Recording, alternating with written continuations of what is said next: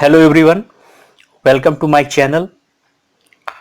ये 126वां वीडियो है, 126th वीडियो है ये हमारे चैनल पे।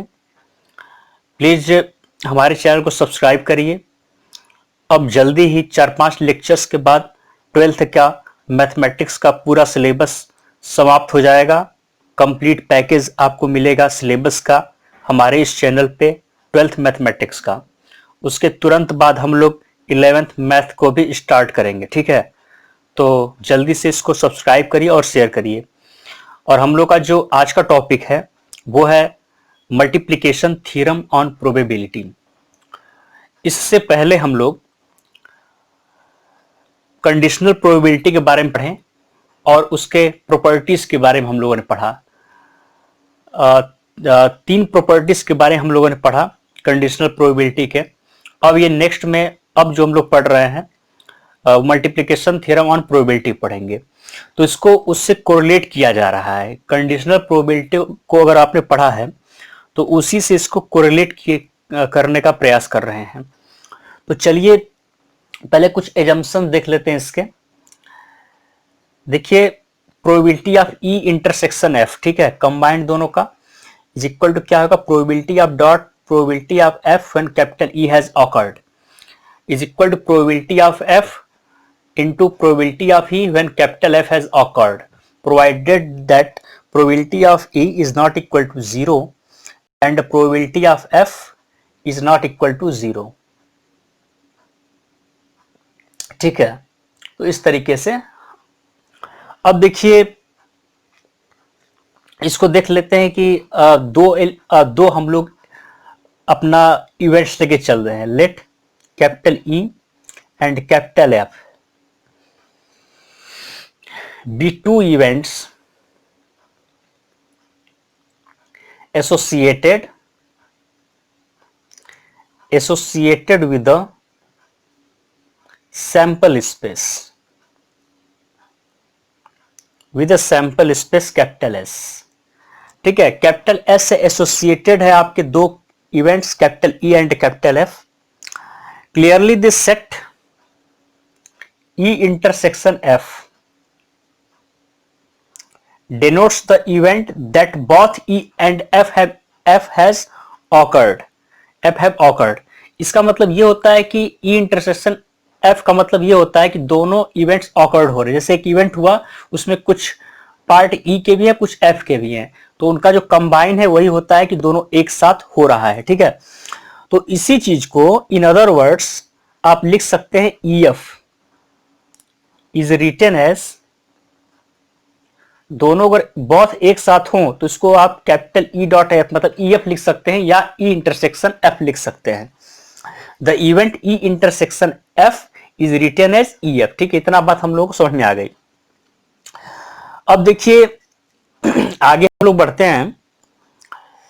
The probability of event EF is obtained by using the conditional probability. ठीक है, कंडीशनल प्रोबेबिलिटी का यूज करके हम इन दो इवेंट्स को एक साथ जो हम लोगों ने इंटरसेक्शन F या EF लिखा है उसको हम लोग फाइंड आउट कर सकते हैं।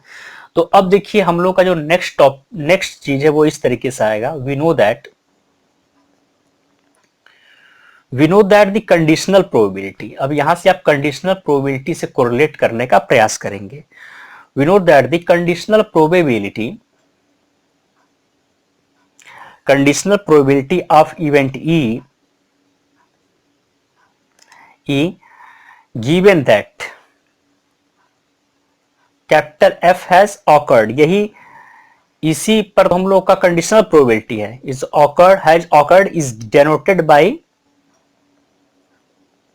probability of E when capital F has occurred and is given by, इसको कैसे लिखा जाएगा, probability of E when capital F occurred is equal to probability of E intersection F upon probability of F, provided that probability of F is not equal to 0। ये आपका first equation है। ठीक है, कुछ नहीं दिख रहा होगा आप यहां से, हाँ, probability of F is not equal to 0। अब ये फर्स्ट इक्वेशन हो गया। also we know that अब देखिए प्रोबेबिलिटी ऑफ, अब आप F, probability of f when capital E has occurred is equal to probability of E intersection f upon probability of E, इसको ऐसे भी लिख सकते हैं, and here probability of E is not equal to 0 provided that probability of E is not should not equal to 0। ये second equation हमने ले लिया। अब देखिए इसमें हम कैसे कर सकते हैं, यहां पर हम प्रोबेबिलिटी ऑफ ई इंटरसेक्शन को निकाला जाए फ्रॉम फर्स्ट से, we get probability of E intersection F is equal to probability, इसको आप यहां ले जाइए तो क्या हो जाएगा, probability of F into probability of E when capital F has occurred। ठीक है, एक ये हो गया, इसको आप इक्वेशन 3 नाम दे दीजिए, कुछ भी इक्वेशन 3 नाम दे दीजिए इसको।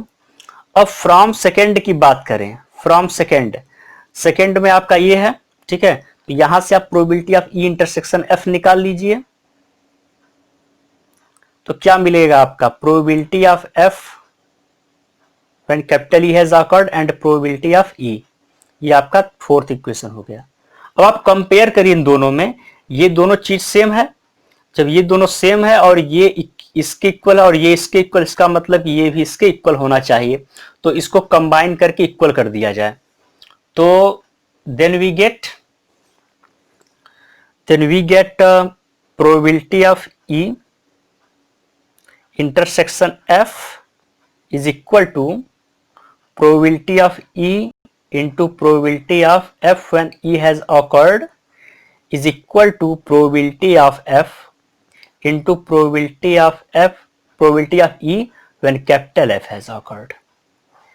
ठीक है, इसमें प्रोवाइडेड आपका क्या होना चाहिए, दिया हो प्रोबेबिलिटी ऑफ E और probability of F should not equal to 0, ये भी 0 के बराबर नहीं होना चाहिए, sorry, probability of E is not equal to 0 and probability of F is not equal to 0, ये होना चाहिए। ठीक है, तो यही हम लोग लेके चल रहे थे और इसी को हमें देखना था, तो ये हम लोगों ने यहाँ पे प्रूव कर दिया और इसको अच्छे से समझा इस चीज को। ठीक है, इस चीज को अच्छे से समझा। अब देखिए इस पे हम लोगों को एक एग्जाम्पल को भी देखना है, एक एग्जाम्पल से इसको और क्लियर कर लेंगे हम लोग। तो चलिए एक एग्जाम्पल हम आपको बोल दे रहे हैं। सपोज दैट एक एग्जाम्पल है कि an urn contains 10 black and 5 white balls. ठीक है, एक अर्न में 10 ब्लैक और 5 व्हाइट बॉल है। ठीक है, 2 balls are drawn from the urn one after other without replacement, बिना रिप्लेसमेंट के एक को निकालना है। ठीक है, what is the probability that both drawn ball और ब्लैक्स, अगर फर्स्ट टाइम आप निकालते हैं तो आप कितने निकालेंगे ब्लैक बॉल्स को, तो मान लीजिए कैपिटल ई है आपका और कैपिटल एफ आपके क्रमशः क्या है, respective the events that first and second drawn ball are black, ये भी ब्लैक के लिए, ये भी ब्लैक के लिए। ठीक है, तो हमें इन दोनों को कंबाइन निकालना है, मतलब probability of E intersection F और प्रोबेबिलिटी ऑफ ई एफ, ये निकालना है। तो देखिए इसमें प्रोबेबिलिटी ऑफ ई अगर फर्स्ट वाले को निकालेंगे कि जब इसमें हमें ब्लैक बॉल आवे, probability of black first draw में, तो फर्स्ट ड्रॉ में करेंगे तो आपके पास कितने ब्लैक हैं, 10 ब्लैक है, 10 ब्लैक और टोटल सैंपल स्पेस 10 और 5 15 यानी 15, 10/15। अब देखिए हमें क्या निकालना है, probability of E when probability of F when capital E has awkward, हमें प्रोबेबिलिटी ऑफ एफ भी निकालना है, ये भी ब्लैक निकालने की प्रोबेबिलिटी है, लेकिन विदाउट रिप्लेसमेंट करना है। ठीक है, यानी कि ये डिपेंड करेगा किस पर, ई पे, ई हमने ऑलरेडी एक निकाल चुका है, तो उसमें क्या होगा, एक यहां से कम हो जाएगा और ये 14 बच जाएगा, इसमें से कम होगा। ठीक है, तो यानी कि 9/14, तो ये प्रोबेबिलिटी ऑफ एफ अपॉन ई का हो गया, ये प्रोबेबिलिटी ऑफ ई का हो गया। अब आप यहाँ पे directly probability of E intersection F निकालेंगे तो ये आपका आ जाएगा probability of E dot probability of F when capital E has awkward. अब सिंपली इसमें पुट कर दीजिए 10/15 इंटू 9/14, 25753 और कट जाएगा 3/7। ये 3/7 हमारे पास क्या आ गया, आंसर आ गया। ठीक है, यही हम लोग को देखना था। अब देखिए इसके बाद ये पूरा कंप्लीट हो गया। हम आशा करते हैं कि आपको ये चीज समझ में आई होगी। अब सिंपली अब इसके आ जाइए मल्टीप्लिकेशन थ्योरम। जब आपका मोर देन 2 इवेंट्स हो, ठीक है, उसमें भी ये अप्लाई होता है। तो multiplication rule of probability for more than 2 events. जब आपके पास 2 इवेंट्स से मोर हो, जैसे if capital E, capital F and capital G are 3 events of sample space, then we have probability of E intersection F intersection G।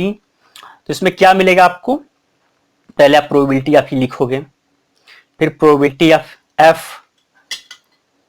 F when capital E has occurred।